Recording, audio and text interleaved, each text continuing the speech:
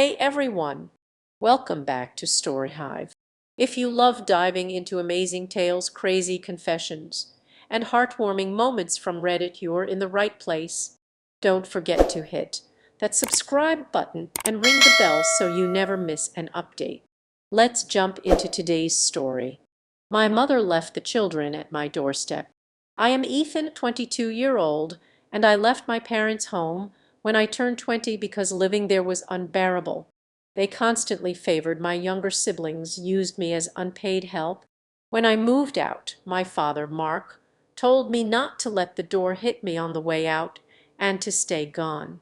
I rented the smallest and most affordable apartment I could find and have maintained the same full-time job for nearly 4 years. My parents, Mark and Emily, didn't even make it a month before they started calling me, begging me to return because someone else had to take care of my siblings. I declined, relishing my newfound freedom. My father eventually demanded that I move back and pay them rent, insisting that family should come before personal freedom. I retorted that my life mattered too, and for once I was living for myself. He responded with, "Let's see how long you last without us," and we didn't speak for months. I have no idea what he expected, but I managed just fine on my own. Over time, my family seemed to accept that I wasn't coming back on my knees, and we slowly started to mend our relationship. It was obvious they struggled with the fact that things were on my terms now, not theirs. They occasionally begged me to look after my youngest siblings, despite the two closest to my age being in their late teens. My parents didn't want to burden them with babysitting, which was hypocritical since they had always dumped it on me. When I pointed this out, they gaslighted me and then went silent for months yet again. They were the ones who eventually came back to ask for my help. Recently, I bought a used gaming console, though I could only afford one game, which was bundled with it.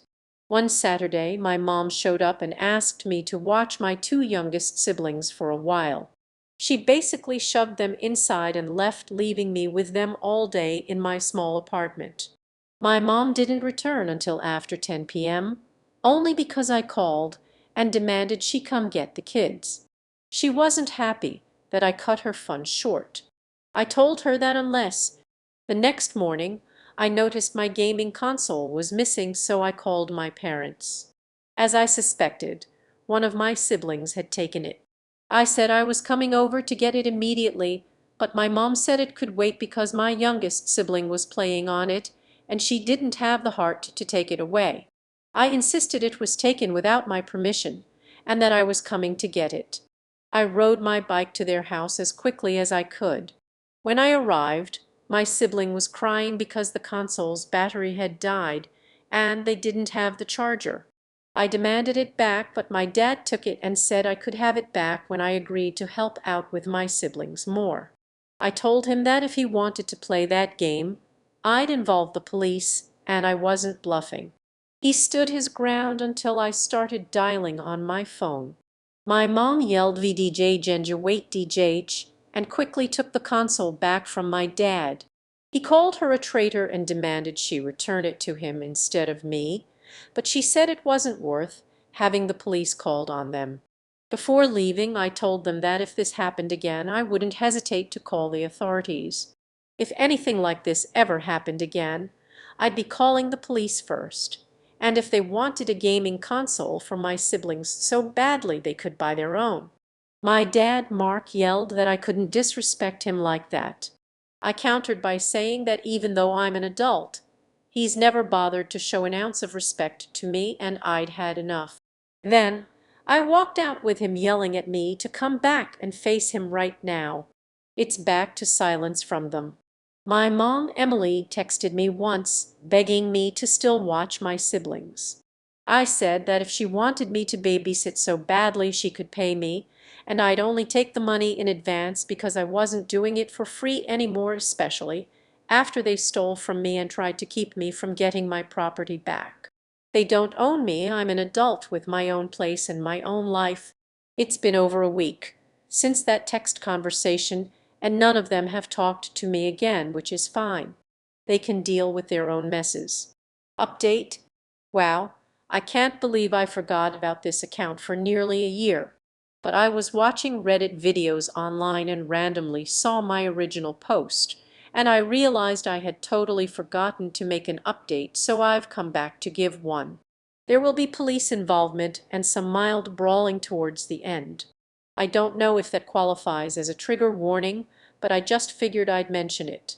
As some know, I previously posted about my parents refusing to give back my Nintendo Switch when one of my siblings stole it, and many commenters had a lot to say about the nonsense my parents were doing and suggested calling the police or CPS if my parents ever dumped my youngest siblings off at my door without asking again. Well, I waited and waited, but there was no contact between us for around 3 months. Then it finally happened. My parents called me out of the blue wanting me to babysit, and they acted like the prior incident with the switch never happened. I told them I was not going to babysit unless they paid me, and it had to be a day that I had off work. My schedule had also shifted, so I no longer had Saturdays off. I actually asked my boss for that since Saturdays were the days they asked me to babysit the most. Plus, picking up an extra shift was better for me financially. My dad got furious as usual and said that I needed to man up and help out. I pointed out that he needs to stop acting like he has control over me and that technically I'm manning up for myself and my own life just like he always claimed he did at my age, yet he always worked Saturdays and put a ton of his responsibilities on me so he could forget about it as far as I was concerned. He started yelling violently into the phone, and my mom took it away from him. I said I could only babysit on Sundays because that's my only day off, and I would only do it if they paid me $40 and included prepackaged lunches, dinners, and snacks for my siblings. I wasn't going to waste my money providing food for them. That's not my job. If they took anything from me, like when my Switch was stolen last time, I would get the police involved to get it back. I saved the receipt when I bought it and documented the serial numbers so I'd have no problem proving to the police that it's mine. My mom's angry side kicked in, and she started swearing like a sailor who just broke a tooth at me. I let her have her rant while pretty much ignoring the phone until she realized I wasn't responding and started demanding I say something. So I said that she and my dad had my conditions, Sundays only $40, and prepackaged food, or they could forget about it. There was a moment of stunned silence on the other end of the line. Then my mom went off on me again, saying that my younger siblings, who are 13 and 16, had to step up to help because I wasn't around anymore and they needed a break. I laughed and said, "Oh, like how you guys gave me breaks like never." My mom tried to argue that it was different because I was the oldest child. I told her it wasn't different at all. They had parentified me, and I missed out on a lot of my childhood because of it. Now I'm living my own life without them, and it's hypocritical of them to act like I should step up again when I'm no longer living there. They have two teenagers in the house who can do everything I used to do. My mom shifted into victim mode, saying that my teenage siblings were rebelling and not listening to them. I told her that their problems weren't my problem. They needed to find alternative childcare because I was too busy living my life. My dad got back on the phone and started yelling at me some more. I just laughed at him and said he was just blowing hot air and wasn't really saying anything. My mom took the phone back and pleaded with me one more time. I reiterated Sundays only with prepackaged food and $50, and I wouldn't hesitate to call the police if any threats were made or any of my stuff got stolen. I heard my parents start loudly yelling back and forth at each other over what to do, so I said they could work it out and get back to me later. Then I hung up. It was back to radio silence for a while. Then one Saturday morning, a few weeks later, I was getting ready for work when there was a sudden loud and fast knock at my door, the kind where you know they're doing it with both hands. My mom's done that for years as her knocking trademark to let me know she was there, and she knows I know the sound of it very well. The knocking was followed by what sounded like someone loudly running down the corridor.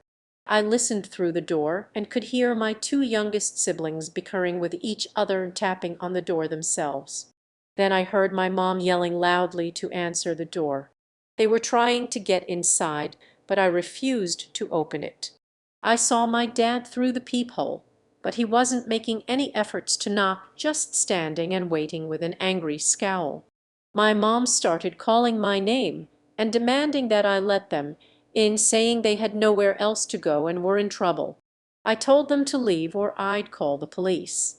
My mom started yelling even louder, saying I was selfish and trying to keep my siblings from me. I really didn't care. I figured they'd put themselves in this situation. I had already told them what my conditions were, and they were evidently ignoring them so they could deal with it or get the police involved themselves. I started to dial 911, and when my mom heard me, she started panicking and yelling for me to stop. My dad was still scowling silently, and my siblings were still trying to get inside. It was quite a spectacle. My mom kept trying to convince me to let them in, and eventually my dad told her to shut up. They argued for a while until they eventually left, taking my siblings with them. My mom and dad didn't look too pleased with each other. A few hours later, the police showed up at my door. My mom and dad had called them to report that I had locked them out, but I told the officers the full story and showed them evidence of my parents' behavior, including texts and call logs.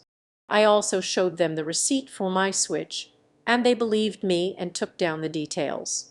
They told my parents they had no grounds to make a complaint about me, so they had to leave.